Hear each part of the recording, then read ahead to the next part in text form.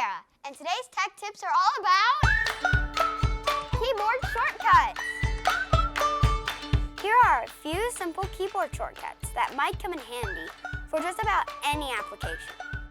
You may already know how to select an item on a page by clicking it, but what if you want to select all items on a page? Click on the page and then hold down the button labeled Control, and then press the letter A. On a Mac, this is the Command button and the letter A. This will choose all the items on a page. To cut or remove an item, such as a sentence you've typed or an item you've created in one of your programs, select the item you wish to cut. Then hold down Control and press the letter X, or Command and X on a Mac. This will cut the item you have selected.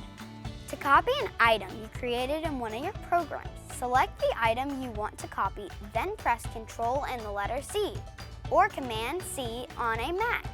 This will make a duplicate of that item. To paste an item that you have already cut or copied, hold down Control and the letter V, or Command V on a Mac.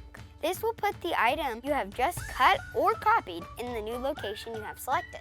If you make a mistake, most programs will let you undo your last several actions. To undo an action, press Control Z or Command Z on a Mac.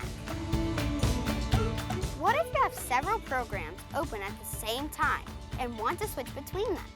Easy! Press Alt and the Tab key or Command Tab on a Mac.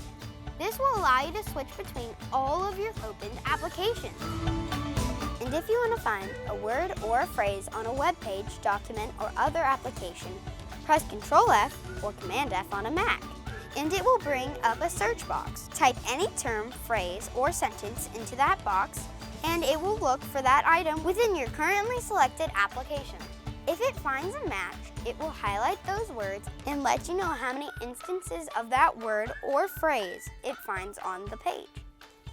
Lastly, it's a best practice to lock your computer whenever you leave it, especially if you are in the office or at school.